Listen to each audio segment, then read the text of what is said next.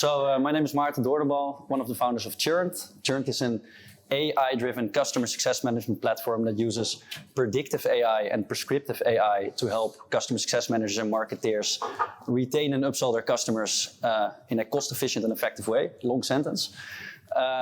So we are based in Amsterdam, founded in 2020, currently with 25 people. And as Mick mentioned, we just raised capital, so the plan is to grow the team quite fast the coming time.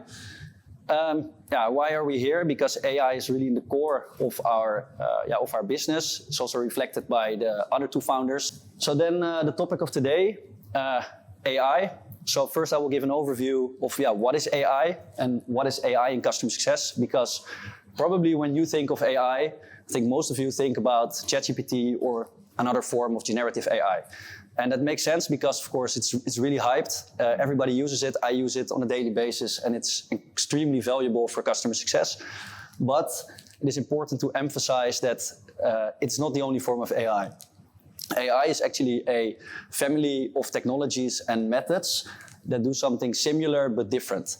And all these different, let's say, forms of AI are designed for different purposes. They have different use cases, and they should also be applied in different parts of your business and specifically also in CS.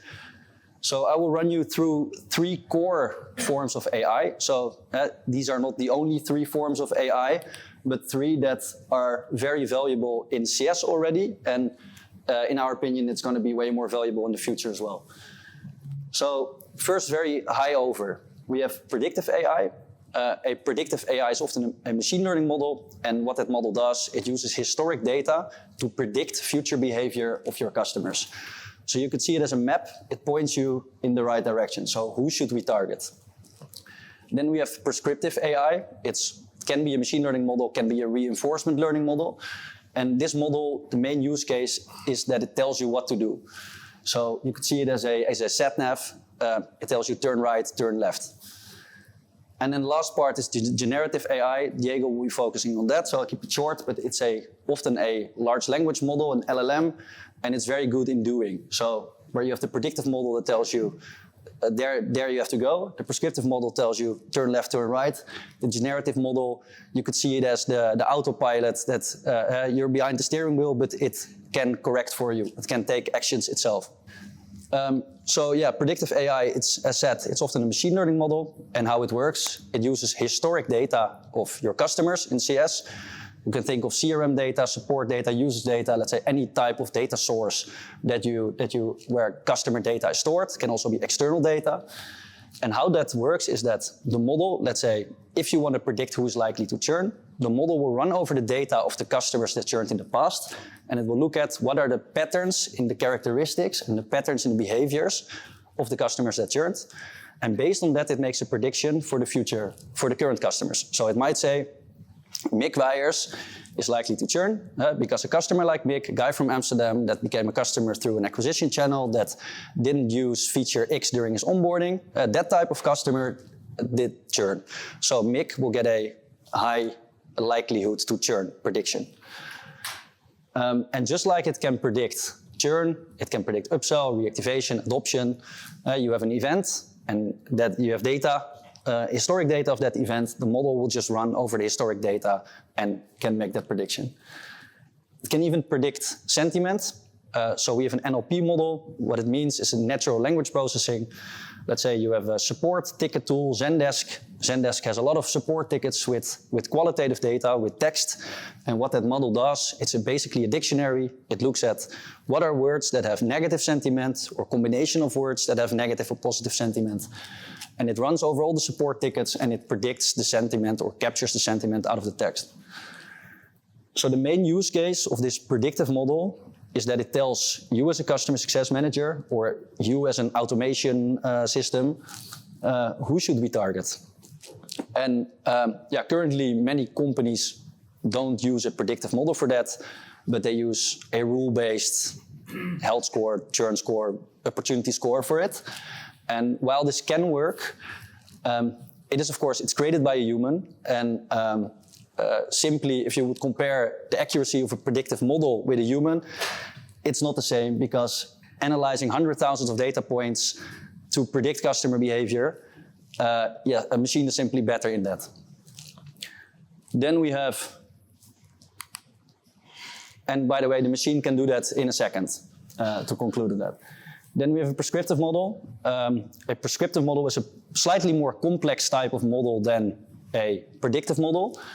And this prescriptive model, what it does, it's often so reinforcement learning. It looks at which customers are sensitive for what type of action. And it looks at all the different engagement options that you as a company has. And it measures for this specific customer, at this specific moment in time, with this specific behavior, this is the best action to take. So let's say we have, and that next best action, that could be a channel. Should we shoot in-app, email, phone, WhatsApp? It can be a content recommendation. Some people like to receive different information than other people. Think of if you're in a certain industry, you don't want to receive information about another industry. So it looks at the data. So let's say we had Mick Weijers. He was likely to churn because he did not use feature X during his onboarding, and he's from Amsterdam, yada, yada, yada. A customer like Mick, the next best action model would recommend that action, for example, sending a webinar video through email about using feature X. And a good prescriptive model doesn't only trigger that action, but it actually measures after sending that action, what was the impact? So did it bring the result that it was supposed to bring? And if not, maybe it was not the next best action. So it learns from all the customer interactions that it has. Basically, every touch point with a customer is a data point, what it analyzes and improves over time. So it could be that next time Mick will receive a call instead of an email. And this is currently usually being done with a playbook. And while playbook, of course, is very valuable and can work very well, it's always you can improve. And I think a simple way of comparing is if you look at B2C, B2B is still quite generic. So playbooks are often, they don't have the same level of personalization as you see happening in B2C, where this type of models are being applied. Yeah, it's more common. So if you would compare, for example, on Instagram, you get your favorite channel, you get the right t-shirt in the right color, in the right size, at the right moment. Let's say that type of personalization, that is something that a model like this can help with. And that is something where B2B can definitely improve. Then we have the generative model. As said, it's not really our part, so keep it short, but yeah, a large language model that can actually use that. So we have the prediction, who to target, we have the prescription, what to do, and this generative model can actually do it. So it can create the email, write the content for Mick about that webinar, and it can maybe transcribe the webinar video for him. So it's actually very good in creating and good in doing. So what should we take away from this? 3 different types of models that are designed for different things, that have different use cases and are good and bad in different things. So it should be used in the right spot. As Churned, we are specialized in predictive and prescriptive AI, so the first 2. That's actually part of our AI engine. And because of that, I will give an example of a use case where I compare, let's say, using a prescriptive model to using your, let's say, regular playbook. So imagine you are a customer success manager, you work at a software company that has a tech touch CS model. So you have a lot of customers, you cannot call with everyone, so you're going to build an automation flow. And there are 1,000 customers where you have the feeling that they should be more engaged. So you start designing your automation flow. First you think, okay, when is someone inactive? Is it 1 day inactive, 2 days, 10 days, 100 days? You say, okay, let's do 10. Then we're going to send an email. We're going to send them an email about how to use the product in a better way. After 2 weeks you think, did it work? So are they using the platform? Did they open the email? For the ones that did open it, was it because of my email or they just started using it again? Did they? So you start analyzing the results. And for the ones that did not engage, you start, let's say, choosing a different option. So you think, okay, I'm going to send a case study, and the same process starts over again.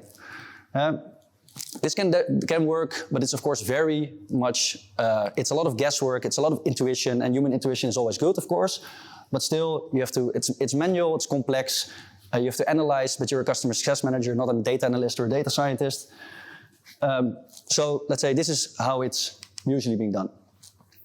So what if you would use a prescriptive AI model to help you with this?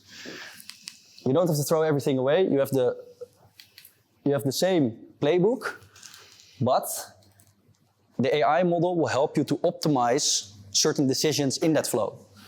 So the 10 days of being inactive, maybe that is, for some people it's the case, but not for everyone. So because you have customers that use your platform every day and are healthy. You have customers that use it once per 100 days and are healthy. So not every customer behaves the same, so it should also not be treated like that. And that is what this model will help you with. So think of a CFO, logs in once per month to check some financial dashboards, and the customer success manager has to use it every day. So first, the model will decide for you. Mixed is expected to log in 10 times per day, Michiel once per month.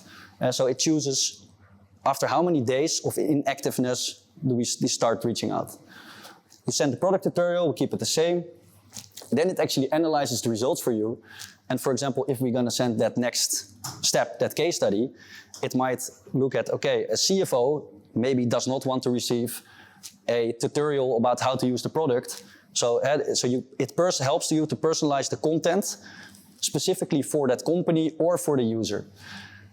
Same goes for channel. We can use app, we can use phone, we can use email. Not everybody uses the same channel. Not everybody uses it at the same times. So you could see it as a decision maker. It helps you to take out of the guesswork out of your playbooks. And it doesn't only, let's say, make it more efficient and effective, but it also creates a better experience for the receiver. Because if you are a CFO and you receive information that's relevant to you, I think you're probably more happy than when you receive an onboarding tutorial of how to use a certain feature. So effective, scalable, and more personalized. And this is something that is already currently being done, but I also want to share where we think, as Churned, where the market is going, and in Tech Touch CS. So this is talking about a Tech Touch CS setting. So we believe that not in a year, but in a few years, that Tech Touch CS will be dominated by, or where an AI autopilot will play a big role. And what do I mean with that?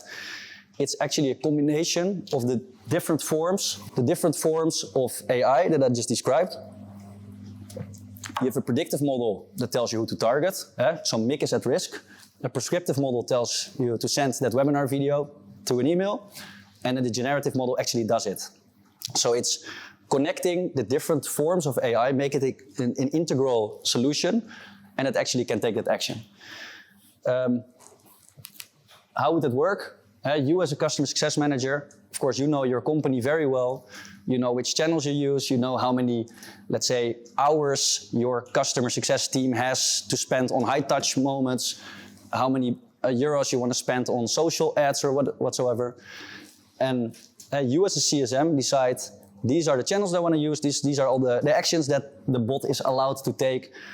And the bot builds the flow, it measures, it optimizes, it does it for you.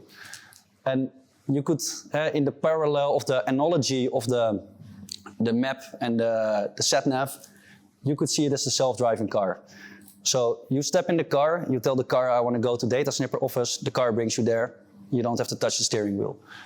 And of course, this is something that it will not be 1 year, it might be 5 years, because it's not only a technological change, it's actually a mentality and culture change. And that, of course, requires time. But we believe that it's going there, and because of that, we're building it. So it's actually, from our product perspective, it is going there. And lastly, that doesn't mean that that a human will play a smaller role. No, but it will take away a part of the work where a machine is simply better at. So you have more time to spend on the things that a human does better, creating, inspiring, strategizing, let's say, these things. So this is my part. This is my vision and Churned's vision.